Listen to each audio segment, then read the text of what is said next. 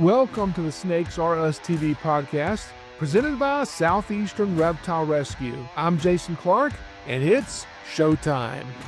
Are you ready?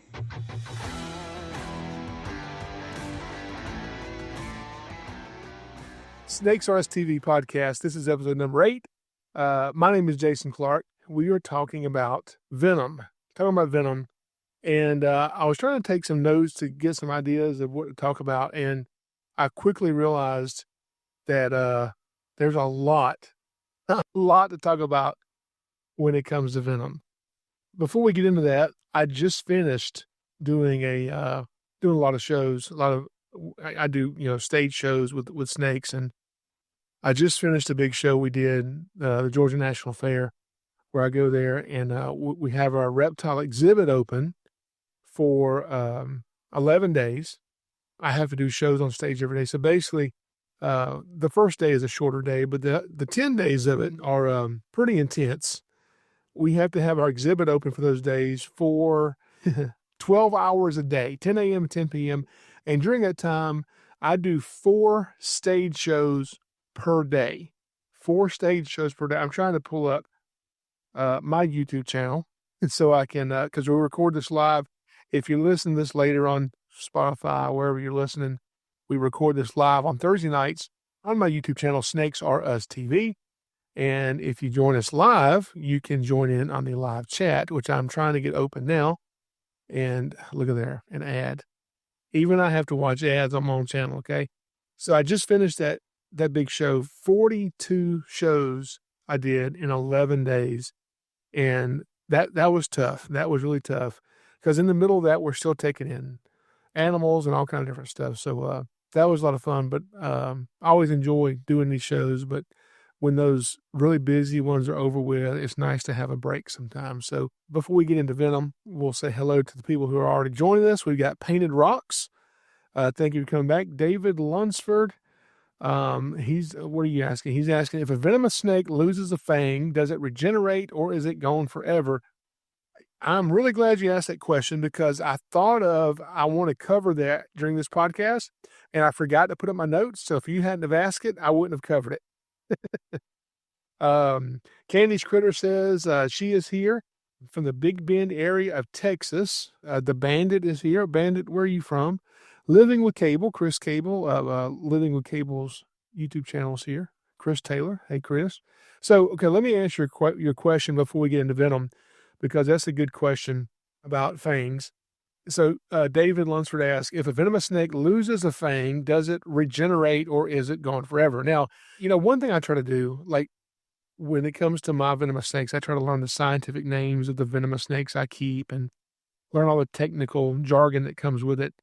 But I don't use that information a lot in my videos or in my live shows, because I want to kind of get this information down to where I can pronounce it and you can understand it if you're not a scientist, okay?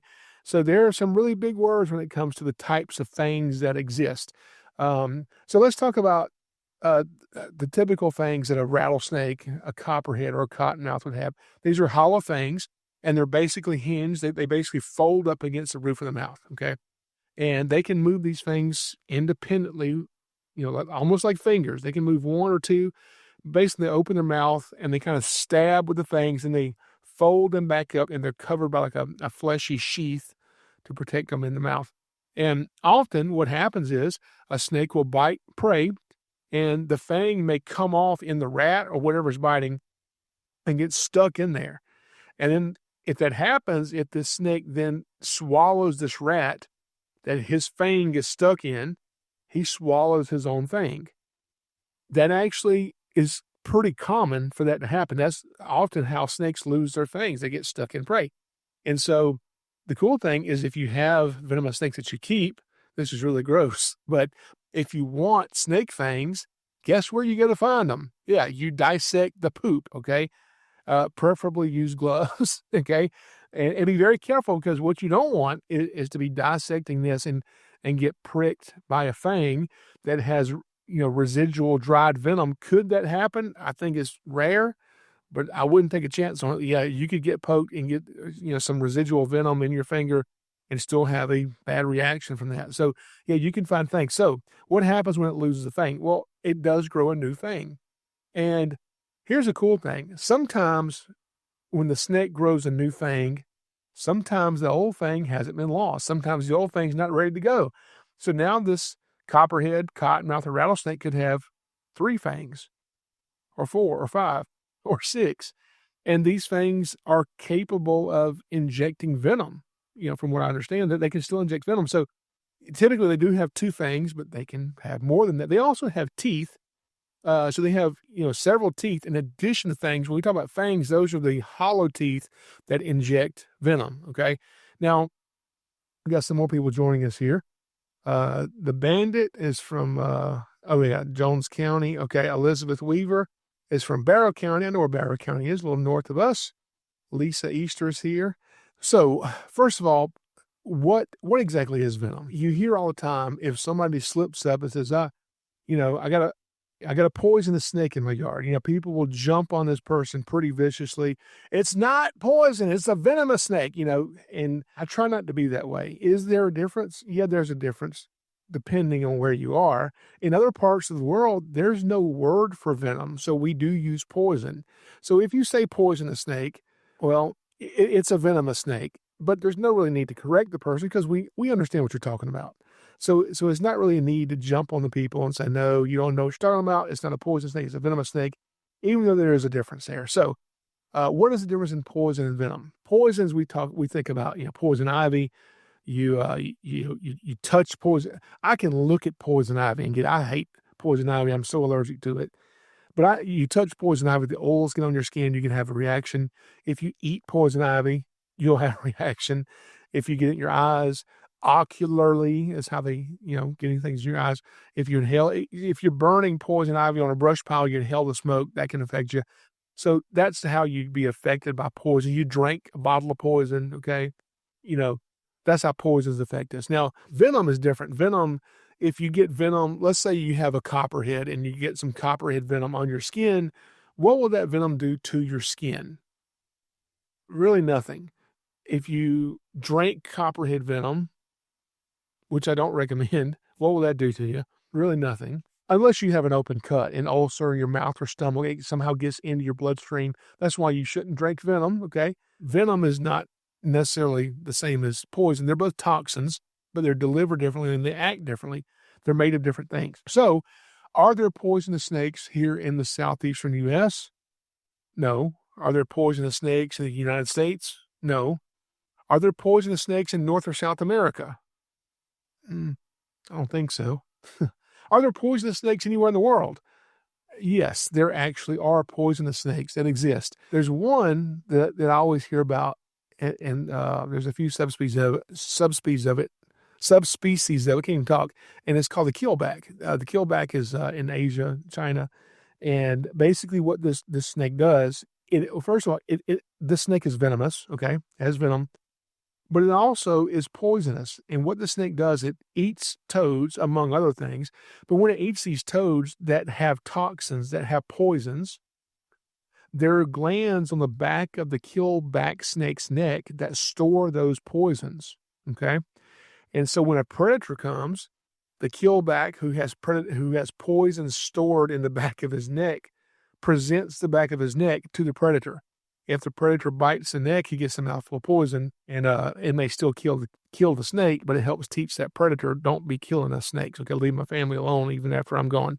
And what I heard one time from a researcher was those keelback snakes that you catch in the wild that have the toxin, they will always present the back of their neck to you in such a way that if you're a predator will bite it. But what I heard was that those keelback snakes are kept in captivity and don't contain the toxins from the toad. They don't have those poisons in their body. They start losing that behavior and don't present those toxic glands on the back of their neck to predators when they're attacked. So I think that's kind of cool. So anyway, that's kind of what poison is. Venom is also a toxin, but we think of venom, we think of something being mechanically almost injected into you by some type of apparatus. So Spiders are not poisonous, they're venomous because they inject their toxin with fangs. They puncture your skin and the venom goes in, okay? And snakes have fangs. They puncture your skin with fangs and pump in venom. Wasps, that's hard to say. Bees, all those have stingers. They inject you with venom. Scorpions. Something interesting, and this is kind of on topic but off topic a little bit. I was reading something that I want to share with you guys, and I have taught classes before on venoms, spider bites, ticks and chiggers and all these different things. And one thing I found interesting that I like to bring up in some of those classes that I do is, and I'm going to go to my notes here because I don't have all this memorized, but the brown recluse spider. And this is always so interesting to me because it kind of shows how much misinformation there is out there about venoms, spiders, snakes, every little kind of creepy crawly that people don't like. There's so much misinformation out there. And all the time there's people posting photos of, hey, I have two little scratches here that are this far apart. You think it's a snake bite because there's two punctures? It could be. Could be a million things, okay? Doesn't mean it's a snake bite. Doesn't mean it's not, but doesn't mean it is. There's a researcher from University of Georgia. They were doing research on the brown recluse spider. This is just really interesting. I don't want to read this whole thing to you, but this is really cool. It's actually really funny when you think about this. So over the past 6 years, only 19 brown recluse spiders have been found in a study that was conducted for the spider in Georgia. So they're trying to study brown recluse spiders in Georgia. And these researchers only found 19 of them over a 6-year period. Now, some people were watching and say, oh, come to my house. I got brown recluse spiders everywhere. Okay. Anyway, so most of these spiders were in the northwest corner of the state of Georgia. And this study was, this information comes from Nancy Hinkle. She was an entomologist with UGA. Brown recluse spiders have only been collected a total of 58 times in Georgia. And they've only occurred, I think, in 31. Georgia has 159 counties, a lot of counties in Georgia. Only 31 counties they've been found in. But hang on, let me get to the good part of this about the brown recluse. This is so funny to me. It goes on to describe how brown recluse spiders are identified, blah, blah, blah. All right, so here it is. It says, let's see, brown recluse spider bites are very rare in Georgia. A lot of people will disagree with this, mainly because they're being misidentified, okay? There is only one confirmed account of anyone being bitten by one in Georgia. One confirmed account of anyone being bitten by a brown recluse spider in Georgia. I've had 50 people in the last year tell me they've been bitten by brown recluse spiders. Okay. However, there are 963 reports of bites filed in Georgia poison control centers within the last 5 years. So they're reporting being bitten, but only one that's actually confirmed that was actually a brown recluse bite. Hang on. It actually gets even more interesting than this. So this is basically overdiagnosis of a problem that's not really a problem, okay? Now, South Carolina. In South Carolina, physicians diagnosed, so doctors in hospitals or wherever had a patient come in with a wound that the patient is saying they have a spider bite. 738 bites were recorded in 1 year in South Carolina. However, only 44 brown recluse spiders have been found in the state's recorded history. So in the history of South Carolina, 44 brown recluse spiders have ever even been documented. Only 44. But in 1 year, 738 bites of the spider were recorded. Okay, let's see. Florida has recorded brown recluse spiders at only 11 places in the state in the last 100 years. But there's a lot of reports of brown recluse spider bites in the state, but there just doesn't seem to be any spiders there to do it. Okay.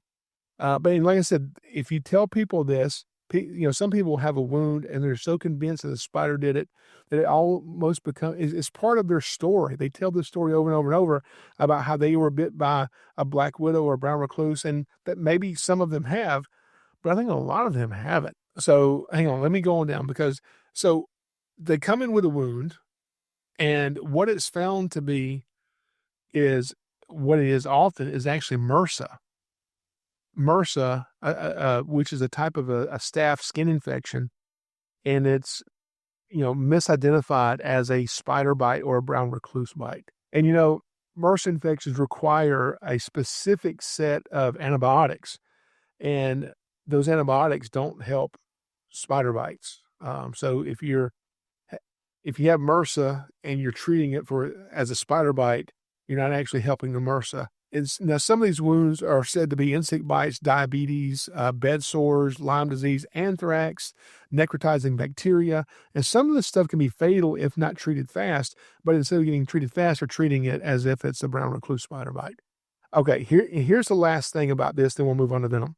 The last sentence of this article, it says, almost all brown recluse bites heal without medical intervention, is what this entomologist said. In spite of the stories, only 1% of brown recluse spider bites actually need medical attention. Does that surprise you? It surprised me because there's so much misinformation about spiders, snakes, venom, and all this stuff. Okay. All right. So we get into some more stuff here. I got some really cool stuff to show you.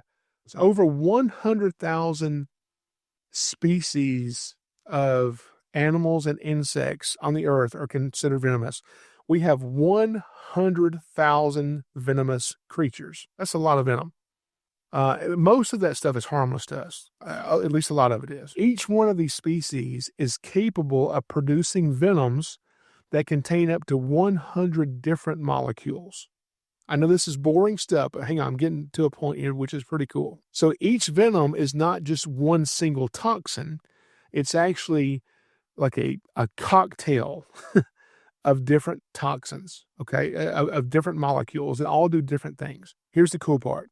Studies have found that venoms are composed of 100 to up to 500 active compounds that are capable of doing things good or bad in the human body, all right? So with the number of venomous animals that we have and the number of compounds found in each venom, here's what that translates to. That means that there are between 10 to 50 million natural compounds that can be used for drug discovery. Let me say it one more time. There are between 10 to 50 million compounds, natural compounds that can be used for new drugs to heal people. Less than 0.01% of those have even been identified. And of the 0.01% we've identified, there's so many cool things that's being done in science with the venoms we know about. But we only know about 0.01% of them. So let's go into this a little bit more. Okay, so types of venom, okay? There's different types of venom, and I'm trying not to get technical here, and I can make this list a lot longer and a lot more detailed, but I'm trying not to do that. So let me try to simplify this as I can. So let me mention some types of venom, and this last one is going to surprise some of you. So one type is hemotoxic venom. This is like what we think about, like, copperheads, cottonmouths, rattlesnakes having hemotoxic venom, and this basically destroys blood cells and tissues, okay? It can also have effect like on your organs and things. Then there's neurotoxic venoms, and some rattlesnakes will also have neurotoxins, but we mainly think of coral snakes, mambas, cobras having really high neurotoxic venoms. And neurotoxins basically attack your nervous system. One thing that happens with that, your diaphragm can become paralyzed pretty quick. If that happens, you can't breathe and you suffocate. So you need to be close to a ventilator if you get bit by a cobra or a mamba or a coral snake, okay? Then there's this cytotoxins. Cytotoxins usually attack cells and usually do that at the site of the bite. Another one are myotoxins. Myotoxins damage like muscle, And I also like disrupt blood clotting and things. Okay. Then there's also, I mean, there's more. There's like proteolytic toxins that dismantle molecular structures and cause hemorrhaging, and you can go on. There's a lot of different things, and get very technical with this. Actually, there's a couple of good books up here on my shelf. Um, Venomous Reptiles and Their Toxins. It's way up here on that very top shelf, and it's by Brian Fry. If you want to follow Brian Fry on Facebook, I follow him. Puts a lot of really good stuff out about Venom. That's one really good book. Another good book is over here behind me too. It is called Handbook of Venoms and Toxins of Reptiles. It's a textbook. It's very technical, but it can get in like the nitty gritty stuff of venoms. All right, so this last one I want to mention is crotamine. Crotamine causes like skeletal muscle spasms, and in some studies where they're studying this with mice, it'll paralyze the back legs of mice. So rattlesnakes have that. What other reptiles have crotamine? Bearded dragons and green iguanas. Yeah, how many millions of bearded dragon owners do we have out there that some of them may or may not know that their bearded dragon is venomous? Now, it's such a small amount that it's not really dangerous to us. That's why you can still buy your kid a bearded dragon and an iguana. But there's also other animals that are considered venomous. Let me show you one. And I always say I try not to do a lot of visual stuff on this podcast because I know not everyone listening to this podcast can see what I'm doing. But, those of you who can see this on YouTube, I do want to show this to you. So I'm pulling out a snake right now. And depending on who you ask, will give you a different answer as to whether or not this snake is venomous or not. This is a Western hognose snake. That's our Western hognose. I love hognose snakes. These guys are so cool. Here in Georgia, we have the Southern hognose snake and the Eastern hognose snake.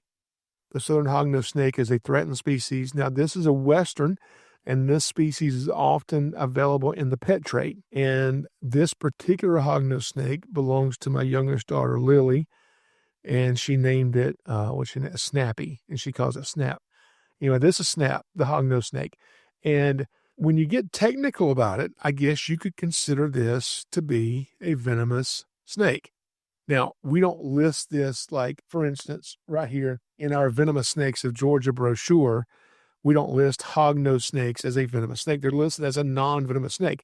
The reason for that is because the venoms, the toxins they possess, are not medically significant to us. That does not mean that if they bite us, we don't have a reaction. You do have a reaction from it. Now, this snake won't typically just bite you and let go. If they bite you and they hold on and start kind of chewing and trying to get in those big back teeth into your skin, and their saliva gets in, it'll swell, it'll get red, it'll itch. You'll have a little bit of reaction. You won't lose your finger. It's not going to kill you. Don't let them hang on to you and bite you. That's the main thing. They bite you, just pull your finger out of their mouth. Now, this snake does not have fangs as the traditional fangs we think of when we think of a venomous snake. They're not hollow fangs. They have enlarged rear teeth in the back of the mouth, and these teeth are not hollow. They have a groove that runs down the teeth. And then this snake also does not have venom glands. Instead, he has the Devorny's gland. Devorny's gland is basically like a strip of tissue, like in the upper lip area, that secretes a toxin that mixes with the snake's saliva, and that saliva then seeps right down into its prey. And primarily, these snakes in the wild eat toads. So when he finds a toad, the toad puffs himself up to make himself as big as possible because he didn't want to be eaten. And in order to relax the toad, that's this nice way of saying paralyze the toad, he bites him as the toxin seep in. It kind of paralyzes the toad, and he can easily down his supper. So that is our hognose snake. You could consider this a venomous snake, but it's not medically significant. You could also, if you're looking at the same thing, you could also consider garter snakes the same way. Now, we were talking earlier about keelback snakes and how keelback snakes in Asia eat poisonous toads and store their venom, store their poison in glands on the back of the keelback's neck. Well, there's garter snakes out west that are known to eat, what do they eat? I think they eat newts that have some types of toxins, and those garter snakes are known to store some of those toxins in their liver, I think it is. I think they store them in the liver somewhere. Anyway, so if you find a garter snake out west, you want to eat it, don't eat its liver, because it may be toxic. Anyway, so that is our western hognose snake, and luckily he does not bite. These guys hardly ever bite. They can bite you, but it's very, very rare. You're talking about poisons. Poison is relative to, guess what you're talking about, and the amount that you ingest.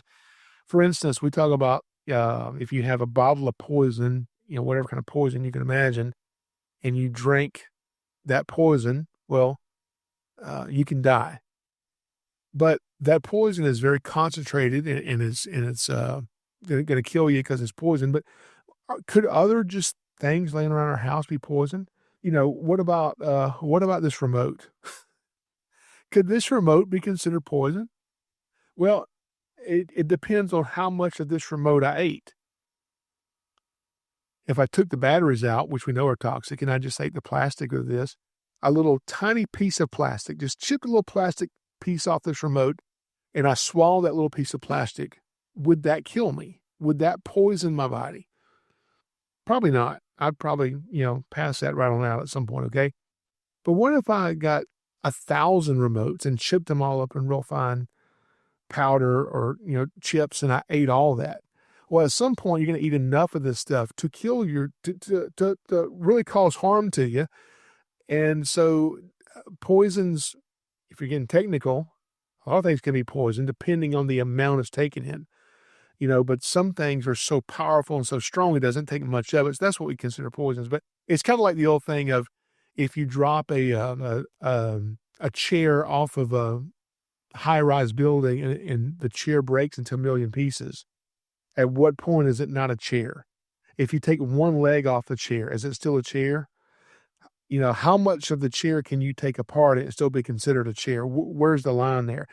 How much of a substance do you have to eat or consume for it to be considered poison? Okay, so you can get into semantics there all day with that stuff. All right, so something called the LD50. Now, this is a question we get all the time, especially from kids. What's the most dangerous snake in the world? What's the most venomous snake in the world? Well, it all depends exactly what you're talking about, because, one snake may have extremely powerful venom, but maybe a snake that lives in the ocean that no one ever sees and no one ever comes in contact with and never bites anybody. So it's not really dangerous to us because we never encountered it. Then we look at the puff adder in Africa, which has extremely powerful venom.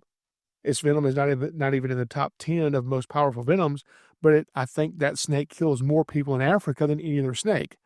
So which one's more deadly? The one that doesn't have as powerful venom as a sea snake does, or the one that kills more people? So it depends on what you're asking when you're asking which is the most dangerous snake.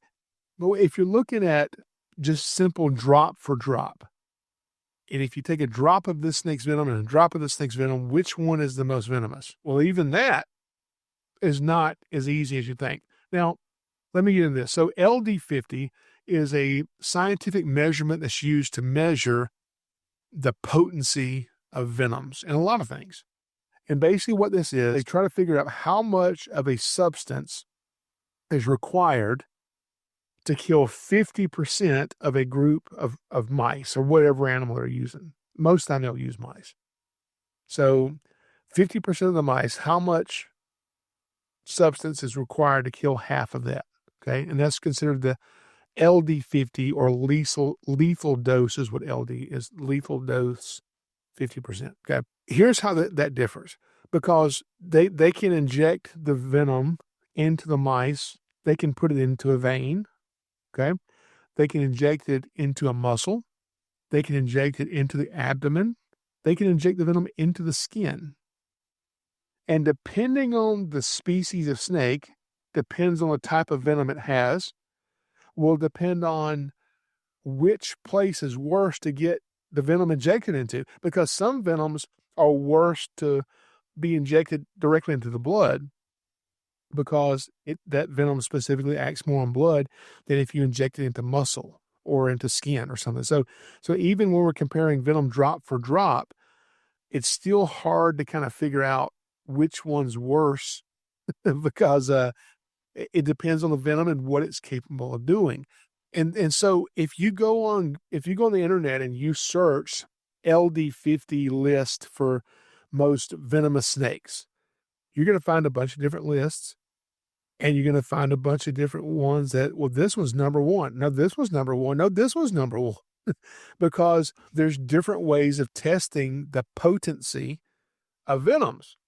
So like one list that I found had the hook-nosed sea snake as the most venomous snake in the world. And then it had number 2, the most venomous snake in the world, the Russell's viper. And then number 3, the inland taipan. If you ask a lot of people, what's the world's most venomous snake? They'll say, oh, the inland taipan. Well, that's the world's most venomous land snake. But the LD50 of the inland taipan, it looks like it's the same as the Russell's viper. So if those two are the same, why is the Russell's viper number 2 and the inland taipan number 3 if they're the same? Well, here's why. Because the Russell's viper's venom yield is much higher. What is venom yield? How much venom the snake puts out. So if you get bit by an inland taipan and a Russell's viper, and if the venom is drop for drop just as worse as the other one, the worst one to get bit by would be the Russell's viper because it injects a larger quantity of venom per bite. At least that's what this particular list is saying. Okay. And so as you go down through this LD50 list, depending on which list you want to believe will determine which snake is the most venomous one in the world. We'll get into some more stuff in just a minute. Let's go over to our comments here. We have a lot of people commenting. So Dave Lunsford, he's asking, as a venomous snake gets older, does its venom ever decrease in potency, or does it keep the same potency its entire life? That's a really good question. I don't know. I kind of do, but I don't know for sure. But let me answer that. So his question is, as a venomous snake gets older, does its venom ever decrease in potency, or does it keep the same potency its entire life? So I don't believe they keep the same potency their entire life. There's some studies that suggest that juvenile snakes, newborn snakes, their venom drop for drop may be more powerful, more potent than that of their parent, who is an adult. Okay.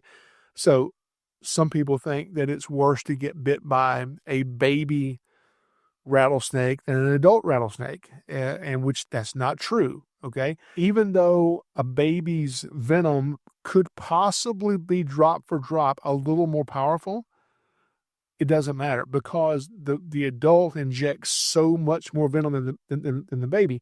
But then people say, well, that's not true because the babies can't control their venom. Well, that's a myth. The juvenile snakes, the minute these snakes are born, they can very accurately control exactly how much venom they inject. We're taught the opposite. But yeah, they can control their venom. But let's just say, for argument's sake, that they can't. Let's just say that the baby snake don't know any better. He just gives you all his venom. He's young and dumb, don't know any better. He just gives it all to you. And let's make up a number. Let's say the mama snake gives you 10% of her venom.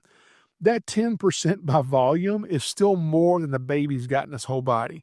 So I don't care if it's a copperhead, king cobra, black mamba, gaboon viper, whatever it is. As long as you're choosing among the same species, hope it's the smallest one you can find. You know, the bigger the snake, the bigger the fangs. The bigger the fangs, the bigger the venom glands. The bigger the venom glands, the bigger the hospital bill is probably going to be. Okay.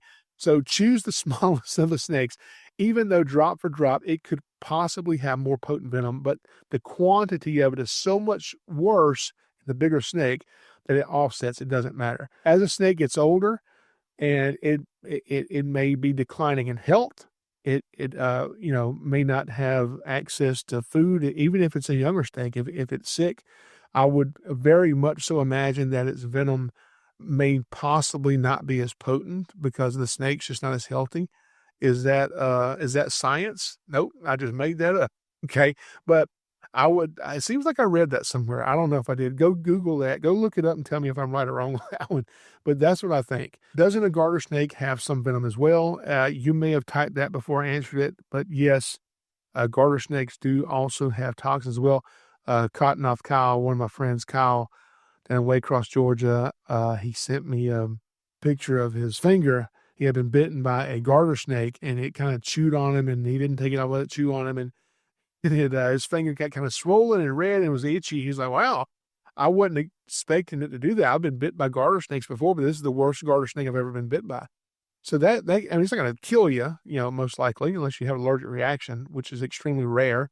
So let's get back to Venom on here. Now, some really cool things are happening with Venom. Like I told you earlier, there are between 10 to 50 million components in Venom. 10 to 50 million.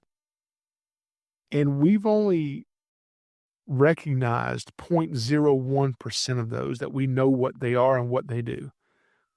So there's so much more stuff out there that we don't know about, okay?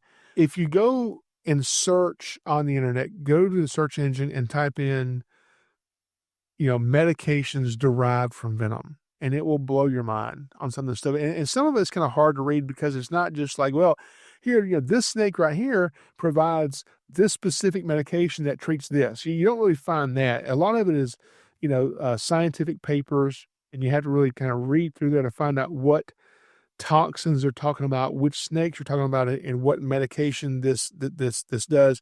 The pygmy rattlesnake, for instance.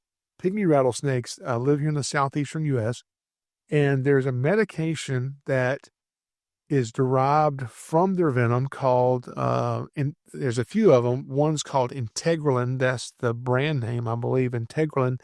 And from what I understand, it's basically a super aspirin that can kind of help stop heart attacks. And so that's from one of our venoms, which is amazing. Now, then we look at your rattlesnakes and your cobras.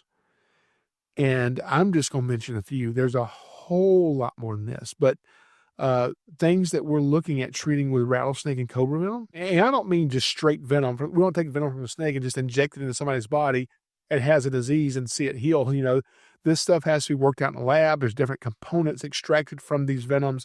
And then sometimes we can synthesize those in the lab. Sometimes we can't. We have to actually continue to get venoms from that snake.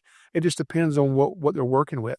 But rattlesnake and cobras are being looked at for a lot of things. One is Parkinson's disease. Another is Alzheimer's, leukemia, brain cancer. And the list goes on and on and on and on and on. Here's a really cool one. I think this was done in India. I believe this was maybe India, and a Russian scientist. They took a cobra's venom, and they took I don't even know what these things are. They're called quantum dots. What is a quantum dot? I have no idea. Go look it up. A quantum dot. And they took cobra venom, and they basically mixed it with these quantum dots, and they made a hybrid compound, a hybrid not found in nature compound. And then what they do is they basically inject this into your body. It flows through your body, and it finds the cancer growth, the cancer cells. And then something about this hybrid particle bonds to the outer edges of this cancer tumor or the individual cancer cells, the outer edge of it. And when you look at it with your naked eye, you don't see anything. However, when that happens, and then you look at it under UV light, it lights up like a Christmas tree. How is that helpful? Well, if we're targeting cancer tumors and we're going to be cutting this thing out, then they can go in and map with their digital instruments. They can map out exactly where this tumor is. And so when they're cutting it out, they're not missing any pieces of this. So these cobras are helping to save lives. It's absolutely amazing. Another one is the South American rattlesnake. The South American rattlesnake, which I've got a couple of those. There's something in that snake's venom that inhibits the life cycle of hepatitis C. I think it does something to hepatitis C, which is not good for hepatitis C, which is good for the people who have hepatitis C. Okay. So Catherine Ryan, what is she asking? So Nadia Brooke, hey Nadia, glad you're here. Nature Nut is here. But Catherine Ryan is asking, curious about venom spitting snakes, like a spitting cobra, I guess. Like, for example, a cobra, okay? If that venom gets in your eyes, on your skin, does it affect you or does it have to be injected in to affect you? So, very good question. No. So when we talk about cobra venom, that is more of a neurotoxic venom. It's not a hemotoxic, so it's not necessarily affecting our tissues as much as like a rattlesnake would. But those venoms, the compounds in those are different in such that they are specifically designed to act upon your eyes. I don't know if I should tell this story. Because this story makes me look really stupid, because it's such a stupid thing that I did. It's so stupid. I'm not gonna tell you the story. No, I'll tell you the story. Okay, it is so dumb.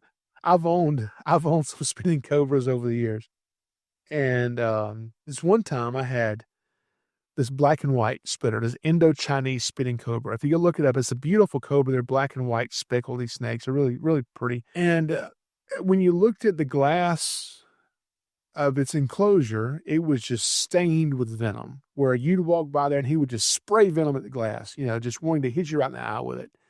And if he hits you in your eye, it can cause permanent or temporary blindness. You want to wash that stuff out as quick as you can, because it can really mess you up. So, every time I mean, I should not tell this story. Every time I handled this snake, I would use, protective eyewear. I've got goggles I'll use. What I prefer using is a face shield. I put this little helmet thing on and a whole face shield comes down. So if it does spray, not only is it not getting in my eyes, it's not hitting my face anywhere. Okay. So I have this protective face shield. This one day I was in one of the buildings cleaning cages, and this Indo-Chinese, this black and white spitter, this cobra needed water and the cage to be attended to. And the thing about this cobra was every time I'd open the enclosure, he would just retreat to the back of the enclosure. Like, he wouldn't stand his ground and just start spitting at me, because now the glass is not here. Now, he wouldn't do that. He would just kind of go away. I would take a hook, I'd hook him and bring him out. He wouldn't have his hood up. He would just kind of be interested in getting off the hook and crawling away, So he never spit outside of his enclosure at me ever, not one single time ever. So this particular day, I don't know why, but the face shield that I used was in the next building. It was in the building next to where the snake was at. And I was very lazy and did not want to go over there and get the hood, the face shield. So I wasn't thinking, okay. I was like, you know what? He never spits at me when I get him out. All I have to do is just, maybe if I squint a little bit. I told this is so stupid. So stupid. Maybe if I squint just a little bit, if he does spit, it won't get in my eyes. He's not going to spit anyway, because I'll just get him out. I'm going to get him out real quick and just put him in this enclosure. I'm going to clean this cage real quick and put him right back in. And I did that. And when I go to get him out and I'm doing like this, it's so, this is so dumb. The cobra comes off the hook, hits the floor, and takes off underneath the shelf where I'm keeping this cobra. And now I can't get down here and look underneath this dark shelf to hook him and pull him out, because I can't squint and look in the dark. So I had to yell and get help as I'm standing here watching this, because the cobra can't go anywhere. He can't get out of the building. He's contained. He can't go anywhere. But I don't have to look around this building for him. I want to sit here and say, okay, he's right here, and I'm going to stand here so he doesn't come out and go somewhere else. So I had to stand there and wait until I got help in there to get me my face shield and put it on.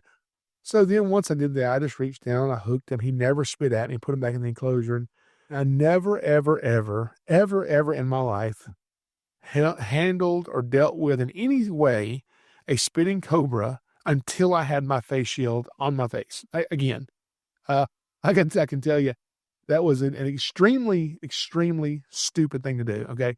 And like I said, I've never been bitten by a venomous snake. I've had some close calls, and that wasn't even a close call. Like, he didn't try to do anything to me, but it was just such a stupid thing to do for someone that's handling a spitting cobra. Okay, it was so dumb. Anyway, we need to just edit that part out of the whole podcast because that's so stupid. So that's a little bit. So anyway, so yeah, if it does get into your eye, then yes, it can permanently or temporarily blind you. I had somebody come to our facility one time with a stake to do an inspection, and I had a Western diamondback rattlesnake, and this Western diamondback was in an aquarium with a screen lid on it at the time. And this person went over there and wanted to hear it rattle. So he leaned over the screen and he blew on the snake through the screen. I said, whoa, I don't do that. And, he's like, it's fine. He did it again and the snake struck and hit the screen. Of course, he can't bite him because the screen's there, but he hit the screen and venom sprayed through the screen, hit him in the face. And he says it went into his eyes. He kind of freaked out a little bit, ran to the sink. And it was pretty funny to me, not to him. It was pretty, anyway, he had to, watch his, he was fine. Didn't have any problems with it. But anyway, I'm like, you don't do that, because even, it didn't have to be a spitting cobra to get venom in your eye. And would that venom have affected him? I would imagine it would have. Even though it's a different type of venom than a cobra has, really. I would still imagine it would have greatly affected him. That was that was really, really crazy. Going into a couple more things, we'll be wrapping this up here in just a minute. So, talked about the hybrid compound made from the cobra venom that glows basically like a Christmas tree. That's so cool. I mean, it's so amazing they can do that. Then there's the South American rattlesnake. We talked about that. It has something that inhibits the growth of hepatitis C. And then here's one more that I think is really cool. Often when I get on stage, I'll mention some of these venoms and I'll talk about some of this stuff. And I often would mention the copperhead. Now, copperheads have since been reclassified. If you ask me, a few years ago how many copperheads there are, I would have said 5, maybe. What were all 5 copperheads? I don't remember them all. The southern, the northern, the Transpicos, the broadband, and what's the other one? Somebody help me. I don't remember. Anyway, they've reclassified these. And so now in Georgia, we don't have the northern and southern copperhead. It's just known as the eastern copperhead. But I would tell them the southern copperhead has something in its venom called contortristatin. And this was found by a researcher. And he found out that when you take contortristatin from the venom of the southern copperhead, that in lab tests, it shows a 70% reduction in breast cancer tumors in women. 70% reduction, which is amazing. So I was telling this story on stage. I told the story 100 times, about how wonderful copperheads are, because they can, they're using this or trying to get where they can use this to one day treat breast cancer. And I had a guy come to me after the show. He's like, hey, I just want to talk to you about that information. And I work with venoms, and I knew who this guy was, and he didn't do anything with venoms that was worthy of even talking about. But he came up and he said, you're talking about copperhead venom helps with cancer, breast cancer. At one time, we thought that was going to be the case, and then we found out that it doesn't do that. So you take that part out of your show because it doesn't help. It doesn't do anything. And I'm like, well, where'd you get your information? And he couldn't tell me. So I started trying to figure out, where did I get this information? Am I giving false information in my show? I don't want to do that. So I started researching and finding out about contortristatin. And does it really help reduce breast cancer tumors in women by 70%? And I found out who the scientist was, who the researcher was, the lead researcher on this project. And I found out the facility he worked in, I believe it was in California. And I called him. And I said, hey, I'm from Georgia, and I'm doing this show on stage, and I talk about venoms, and I talk about this. I mentioned the research you've done with the copperhead and contortristatin and blah, blah, blah. And I was told by somebody that I'm giving wrong information. I wanted to hear it from you. Can you call me back? And he did not call me back for about a month, but he did call me back. He did call me back. And I forgot I called him by this point. He called me back and he said, yeah, how can I help you? And I said, well, let me tell you what I do. I get on stage, I talk about snakes, blah, blah, blah. And I want to tell you word for word what I say. And then I want you to tell me if anything I say is inaccurate. He said, okay. So I said exactly what I said about copperheads. Copperheads have a component of venom called contortrostatin. It's been shown in lab tests to reduce breast cancer tumors in women by up to 70%. He said, well, yes and no. I said, okay. What have I messed up on? He said, you didn't mess up on nothing, but you need to add to it. I said, okay, what do I add to it? He said, well, everything you said is correct. Contortrostatin we found from the copperhead that lives in Georgia in the southeastern U.S. Can reduce breast cancer tumors in women by 70% in the lab tests that we're doing. He said, however, we have also found that if we take contortrostatin from the copperhead, we can use that to then make vicrostatin. I said, are you serious? You can make vicrostatin? He said, we sure can. I said, what is vicrostatin? How do you spell that? And he said, well, vicrostatin reduces ovarian cancer and prostate cancer by 90%. So that's 300 cancers from one snake. And I was just blown away. I just think that's absolutely amazing. And we got so many people out here who say, only good snakes, dead snake. You know, they don't like any snakes because they don't want to admit that their fear of snakes stems from a lack of knowledge. So instead of saying that, hey, I lack knowledge about this, so I'm afraid of it, they're not going to say that. Instead, they want to make the snake out to be evil. You know, that's much more fun to do. Make it, you know, nothing wrong with me. It's the snake. Something's wrong with the snake, not me. You know, one thing that I've mentioned before in a couple of my shows in regards to that is something that I think is pretty cool because I have all these people come up to me because a lot of this, one day we're going to do an episode about snakes in the Bible. We'll have to do that one day. I'm not going to get all deep into that, but I do want to mention this one thing because I think this is really cool. This is really cool. I've had to take my snakes over the years to several different churches. Okay. And no, I don't mean like a snake handling church service. That's not what I'm talking about. Not that.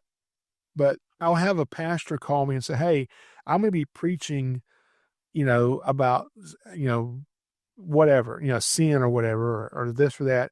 And I just want a visual representation of this or that. Cause can you bring a snake in? And they're not always trying to make the snake look like it's evil or the devil. That's not even what they're doing. They're just trying to incorporate, you know, venom. Sometimes, like I had one pastor one time trying to talk about how venom and sin are alike, you know, and I thought that was kind of cool how he did that. And so I started researching more about that, and there's something I found out that I heard that was so cool. I never heard this before. It was absolutely amazing because I have so many people that come up to me and they'll say, hey, you know, why do you like snakes? I'm like, because they're amazing animals. Yeah, but don't you know, and you read your Bible, you know, the Lord cursed the serpent, you know, all this stuff. I'm like, oh God. Because if I ever say somebody, you don't want to just kill these snakes because you don't understand them. You know, God created these things. As soon as I say God created it, they're going to say, yep, he did. And he cursed it too, didn't he? I'm like, yeah, you're right. He did curse the serpent. However, the Bible tells me it was Satan who chose to use the serpent, not God. And I also understand whatever Satan means for evil, God can use for good. And I think that's exactly what he's been doing through giving men wisdom and knowledge to utilize venoms to save lives. That's exactly what he's been doing. And it goes even further than that. You know, I think even when Satan chooses something when Satan in the Bible chooses something to represent evil, God didn't choose the serpent to represent evil. I mean, when you go and listen to what God says about snakes in the Bible, there's not a lot of bad things God's saying about snakes in the Bible. He even tells us to be as shrewd, as wise and shrewd as serpents, you know? But the thing I thought was so cool was this. Anti-venom, and I'm going to make this as simple as I possibly can because that's how I understand it. Anti-venom, basically what they would do is they would take venom from a snake and they would inject it in a very small amount into a horse. And then over time, the horse, as it has enough venom injected into it where it's not going to kill the horse, it starts to build up antibodies to fight against those properties in the venom. And when the horse builds up enough antibodies to fight against this, some of the blood of the horse is drawn off, the white blood cells are separated, and through all the scientific stuff they do, they basically manufacture antivenom. And the antivenom that they used from the horse serum to do this is called Wyeth antivenom. And they would basically, you get bit by a snake, okay? And they take this specific antivenom that's for that snake or whatever it is, and they give you the antivenom, and then that antivenom helps stop the progression of the damage this venom is causing. Here's the problem with that. The problem was people started having severe allergic reactions to the antivenom because they didn't realize how many people were allergic to horses. And so because of the severe allergic reactions, a lot of physicians were getting to where they said, it almost seems like the cure is worse than the disease. The antivenom is causing more problems than the venom does. So when somebody would come in with a copperhead bite, copperhead bites are bad, but they're not deadly. I'd rather you not give this dangerous antivenom. We're not going to give that. That stuff's so dangerous. You're going to have an allergic reaction and die. So we're not going to give that.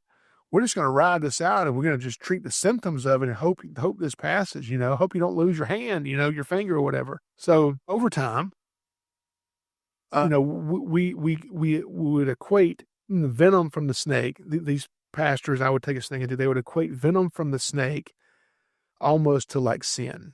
Sin in your life. Just like a snake bites you, you get venom in you. Satan tempts you, and you get sin into your life.